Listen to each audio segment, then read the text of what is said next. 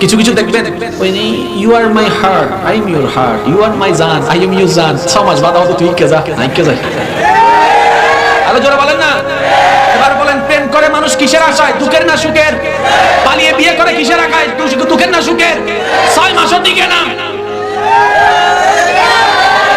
দেখা দেখি করে বলে বিয়ে করবে, জেনে শুনে বিয়ে করবে, 3 মাস 6 মাস 6 বছরও টিকে না। অথচ দাদা দাদিরে দেখে নাই, নানা নানিরে দেখে নাই, 50 বছর সংসার করে ফেলছে, ডিভোর্স হয় না।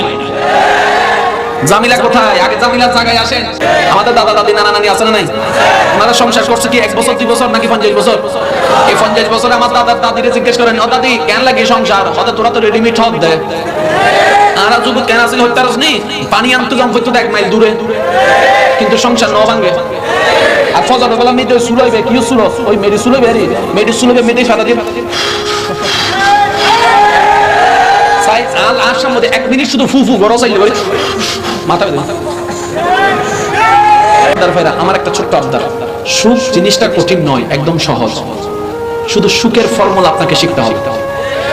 কারো ডায়াবেটিস আছে, কারো প্রেসার আছে, কিন্তু দুশ্চিন্তা টেনশন সবার আছে। এই দুশ্চিন্তা টেনশনটা হচ্ছে সুখের ভাইরাস, সুখ নষ্ট করে ফেলে। আজকে থেকে আমার একটা কথা, যেটা আমি মেনে চলি, আমি আপনাদেরকে পরামর্শটা দিব। বুঝেন না বুঝেন, মন মতো হোক না হোক, পান না পান, আপনার জীবনের আপ টু বটম, সকাল থেকে সন্ধ্যা রাত সবকিছু রবের উপর ছেড়ে দেন। আর রবকে বলেন, ইয়া রব, তুমি যেভাবে করে খুশি আমি সেভাবে পেয়ে খুশি। কোনো চাওয়া রাখবেন না, কোনো স্বপ্ন রাখবেন না, সমস্ত কিছু রবের উপর ছেড়ে দিবেন।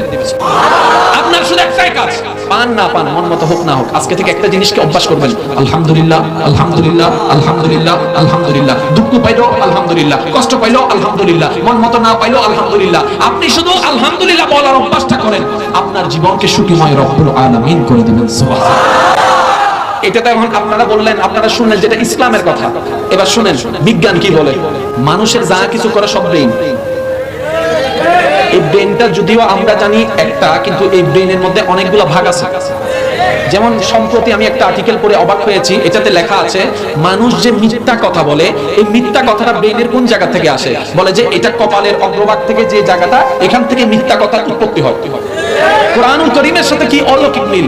আল্লাহ তাআলা মিথ্যাবাদীর কপালে দুর্ভোগ আছে বলেছেন, এই কপালের অগ্রভাগের ব্রেইনটা দিয়ে মিথ্যা কথা আসে। কত সুন্দর মিল, বলেন না সুবহানাল্লাহ। এবার বিজ্ঞানীরা গবেষণা করে দেখে এতগুলা মানুষের ভিতর সুখী কে। তারা গবেষণা করে দেখে যে মানুষের ব্রেন, শ্রদ্ধার সাথে বলে একটু মনোযোগ দিবেন, যে মানুষের মন যত বেশি থ্যাঙ্কফুল হয়, শুকরিয়া আদায় করে, সেই মানুষটা তত বেশি জীবনে সুখী হয়। যেটাকে বাংলা ভাষায় শুকরিয়া বলে, সেটাকেই তো আলহামদুলিল্লাহ বলে। আর একটু জোরে বলেন। ডাক্তার বলে তুমি আফসোস কমাই দাও, শুকরিয়া বাড়াই দাও, যাই যাই কিছু করুক শুধু শুকরিয়া করো, থ্যাংক ইউ দাও, তোমার মন খুশি হবে, তোমার মন শান্তিতে থাকবে। ইমানদার ভাইরা, মনোযোগ আছে না নাই? এবার বলেন, সুখে থাকার দরকার আছে না? জোরে বলেন, আছে না? এবার একটা কাজ, আমার দিকে তাকান।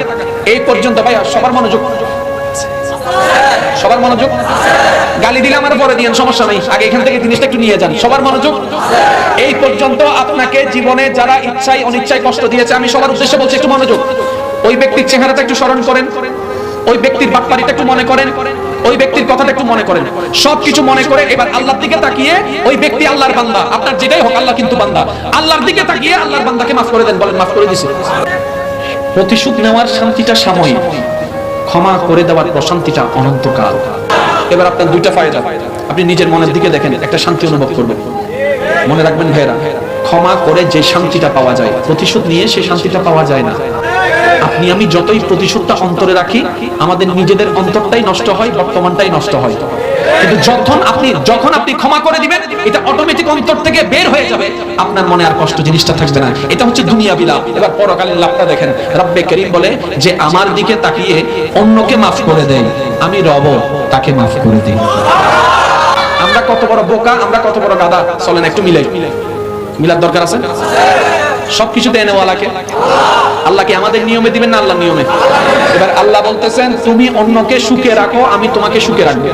আর আমরা কত গাদার গাদা দেখেন, অন্যকে দুঃখে রেখে আমরা সুখে থাকতে চাই। অন্যের চোখের পানির উপরে আমরা ঘর বানাইতে চাই, যার কারণে এই ঘর বেশি দিন টিকে না। মনে রাখবেন আজকে একটা কথা, যদি সুখে থাকতে চান কোন প্রকার চাওয়া স্বার্থ ছাড়া আল্লাহর দিকে তাকিয়ে নবীর মহব্বতকে সাথে নিয়ে অন্যদেরকে সুখে রাখার ব্যবস্থা করুন। যদি সম্মানে থাকতে চান অন্যদেরকে সম্মান দেওয়ার ব্যবস্থা করুন। যদি আপনি নিজের অপরাধ গোপন রাখতে চান, অন্যের অপরাধ জানা সত্ত্বেও আপনি সেটাকে হাইড করার চেষ্টা করবেন, গোপন রাখার চেষ্টা করবেন। মনে রাখবেন, রবের দিকে তাকিয়ে যে বান্দা রবের জন্য, রবের বান্দার জন্য করে, রব প্রত্যেকটা কিছুকে অনেক গুণ বাড়িয়ে দিয়ে ওই বান্দার নিয়ামত দিয়ে জীবনটাকে সুন্দর করে সাজিয়ে দেয়। বলেন সুবহানাল্লাহ।